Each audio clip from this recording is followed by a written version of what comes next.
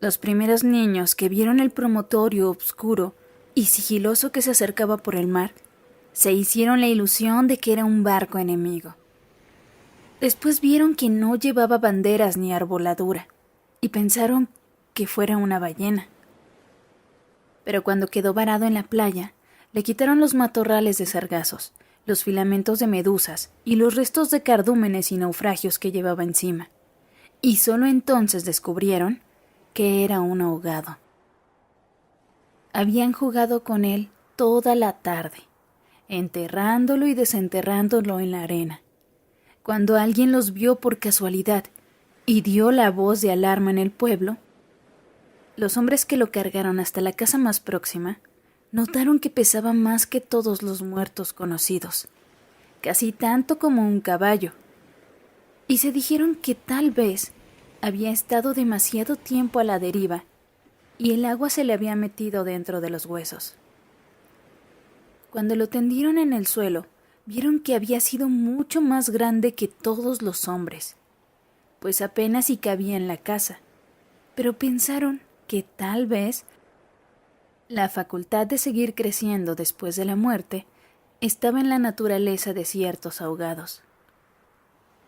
Tenía el olor del mar, y solo la forma permitía suponer que era el cadáver de un ser humano, porque su piel estaba revestida de una coraza remora y de lodo. No tuvieron que limpiarle la cara para saber que era un muerto ajeno. El pueblo tenía apenas unas 20 casas de tablas, con patios de piedra sin flores, desperdigadas en el extremo de un cabo desértico. La tierra era tan escasa que las madres andaban siempre con el temor de que el viento se llevara a los niños, y a los muertos que les iban causando los años tenían que tirarlos en los acantilados. Pero el mar era manso y pródigo, y todos los hombres cabían en 7 botes. Así que cuando se encontraron el ahogado, les bastó con mirarse los unos a los otros para darse cuenta de que estaban completos. Aquella noche no salieron a trabajar al mar. Mientras que los hombres averiguaban si no faltaba alguien en los pueblos vecinos, las mujeres se quedaron cuidando al ahogado. Le quitaron el lodo con tapones de esparto, le desenredaron el cabello, los abrojos submarinos y le rasparon la rémora con fierros de descarnar pescados. A medida que lo hacían, notaron que su vegetación era de océanos remotos y de aguas profundas, y que sus ropas estaban en pitrafas, como si hubiera navegado entre los laberintos corales. Notaron también que sobrellevaba la muerte con altivez, pues no tenía el semblante solitario de los otros ahogados del mar, ni tampoco la catadura sórdida y menesterosa de los ahogados fluviales. Pero solamente cuando acabaron de limpiarlo, tuvieron coincidencia de la clase de hombre que era. Y entonces se quedaron sin aliento.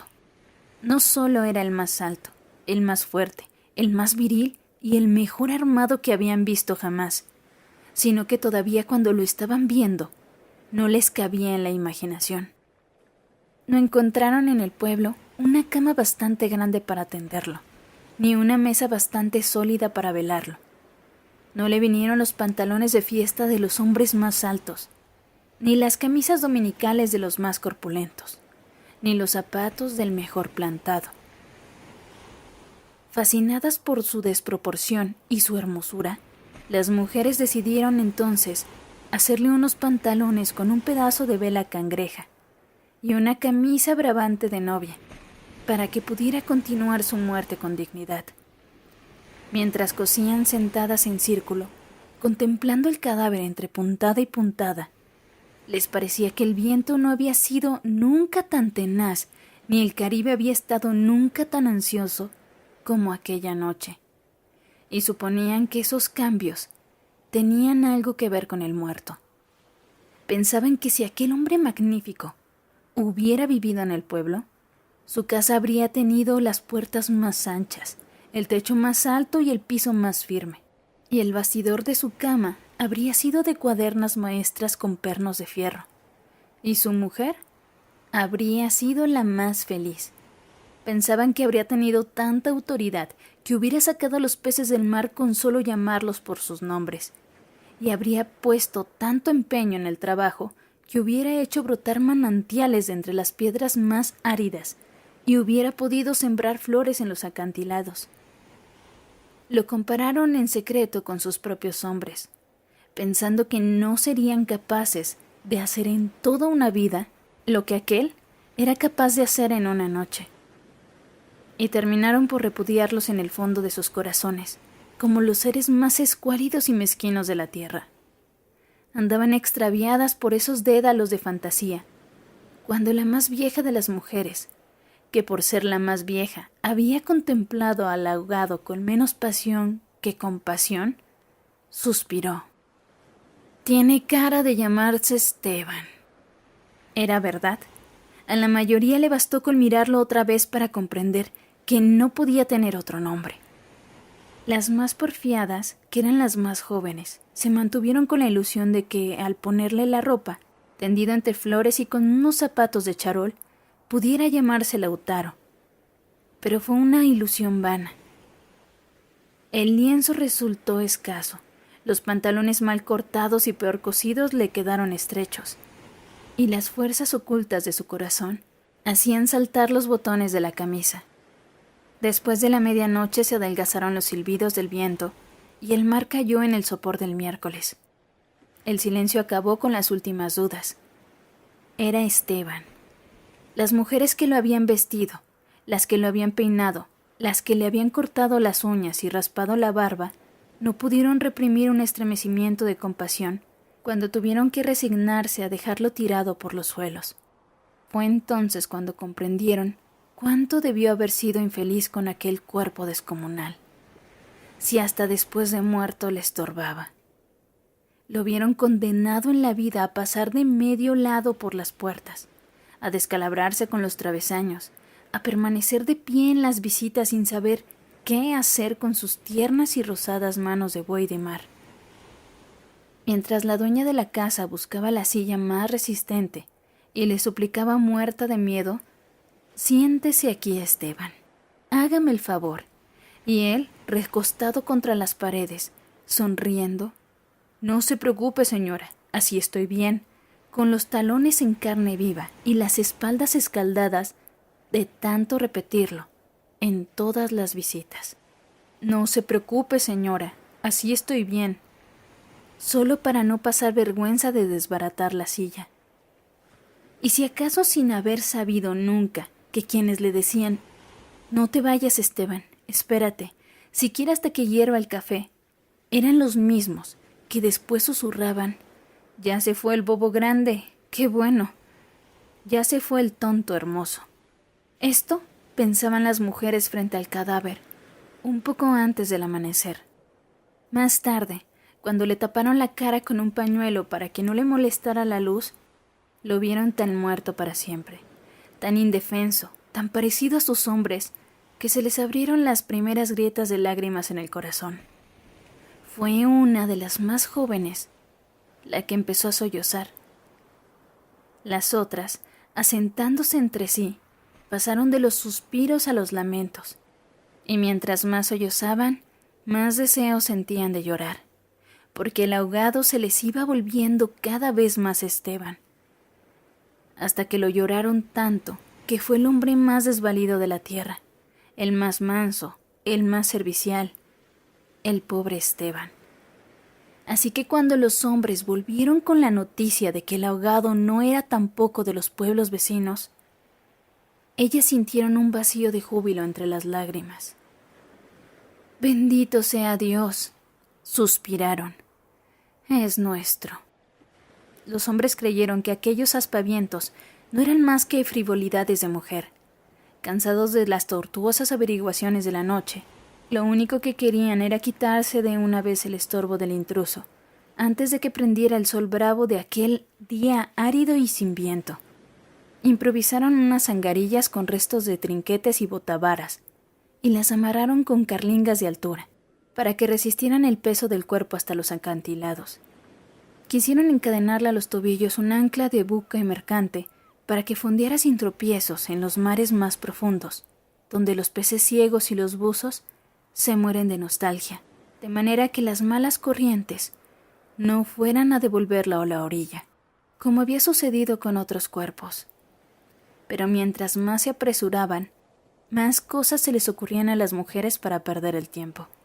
Andaban como gallinas asustadas, picoteando amuletos de mar en los arcones, unas estorbando aquí porque querían ponerle al ahogado los escapularios del buen viento, otras estorbando allá para abrocharle una pulsera de orientación. Y al cabo de tanto, quítate de ahí, mujer, ponte donde no estorbes, mira que casi me haces caer sobre el difunto. A los hombres se les subieron al hígado las suspicacias y empezaron a rezongar que con qué objeto tanta ferretería de altar mayor para un forastero. Si por muchos estoperoles y calderetas que llevara encima, se lo iban a masticar los tiburones. Pero ellas seguían tripotando sus reliquias de pacotilla, llevando, trayendo, tropezando, mientras se les iba en suspiros lo que no se les iba en lágrimas. Así que los hombres terminaron por despotricar que de cuándo acá semejante alboroto por un muerto de algarete, un ahogado de nadie, un fiambre de mierda. Una de las mujeres, mortificada por tanta insolencia, le quitó entonces al cadáver el pañuelo de la cara, y también los hombres se quedaron sin aliento. Era Esteban. No hubo que repetirlo para que lo reconocieran. Si les hubiera dicho Sir Walter Raleigh, quizás hasta ellos se habrían impresionado con su acento de gringo, con su guacamayo en el hombro, con su alcarbuz de matar caníbales. Pero Esteban solamente podía ser uno en el mundo. Y allí estaba tirado como un sábalo, sin botines, con unos pantalones de 7 mesino y esas uñas rocallosas que solo podían cortarse a cuchillos. Bastó con que le quitaran el pañuelo de la cara para darse cuenta de que estaba avergonzado, de que no tenía la culpa de ser tan grande, ni tan pesado, ni tan hermoso. Y si hubiera sabido que aquello iba a suceder, habría buscado un lugar más discreto para ahogarse. En serio, me hubiera amarrado yo mismo a una áncora de galón en el cuello y hubiera trastabillado como quien no quiere la cosa en los acantilados, para no andar estorbando con este muerto de miércoles. Como ustedes dicen, para no molestar a nadie con esta porquería de fiambre que no tiene nada que ver conmigo. Había tanta verdad en su modo de estar que hasta los hombres más suspicaces, los que sentían amargas las minuciosas noches del mar tremiendo, que sus mujeres se cansaran de soñar con ellos para soñar con ahogados, hasta esos y otros más duros se estremecieron en los tuétanos con la sinceridad de Esteban. Fue así como le hicieron los funerales más espléndidos que podía concebirse para un ahogado expósito. Algunas mujeres que habían ido a buscar flores en los pueblos vecinos regresaron con otras que no creían lo que les contaban, y éstas se fueron por más flores y llevaron más y más, hasta que hubo tantas flores y tanta gente que apenas se podía caminar. A última hora les dolió devolverlo huérfano a las aguas, y le eligieron un padre y una madre entre los mejores, y otros le hicieron hermanos, tíos y primos. Así que a través de él, todos los habitantes del pueblo terminaron por ser parientes entre sí. Algunos marineros que oyeron el llanto a distancia perdieron la certeza del rumbo, y se supo que uno se hizo amarrar al palo mayor recordando antiguas fábulas de sirenas. Mientras que se disputaban el privilegio de llevarlo en hombros por la pendiente escarpada de los acantilados, hombres y mujeres tuvieron conciencia por primera vez de la desolación de sus calles, la aridez de sus patios, la estrechez de sus sueños, frente al esplendor y la hermosura del ahogado. Lo soltaron sin ancla, para que volviera si quería, y cuando lo quisiera. Y todos retuvieron el aliento durante la fracción de siglos que demoró la caída del cuerpo hasta el abismo. No tuvieron necesidad de mirarse los unos a los otros para darse cuenta de que ya no estaban completos, ni volverían a estarlo jamás. Pero también sabían que todo sería diferente desde entonces, que sus casas iban a tener las puertas más anchas, los techos más altos, los pisos más firmes, para que el recuerdo de Esteban pudiera andar por todas partes sin tropezar con los travesaños, y que nadie se atreviera a susurrar en el futuro: ya murió el bobo grande, qué lástima, ya murió el tonto hermoso.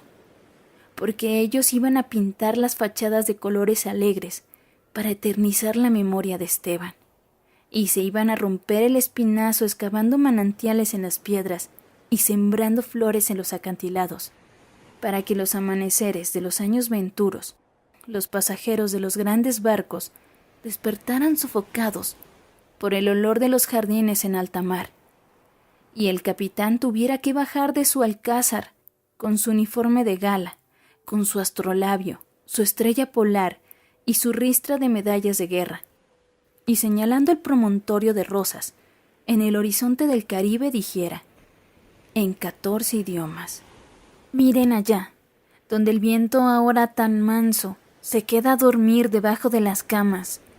Allá, donde el sol brilla tanto que no saben hacia dónde girar los girasoles. Sí, allá es el pueblo de Esteban.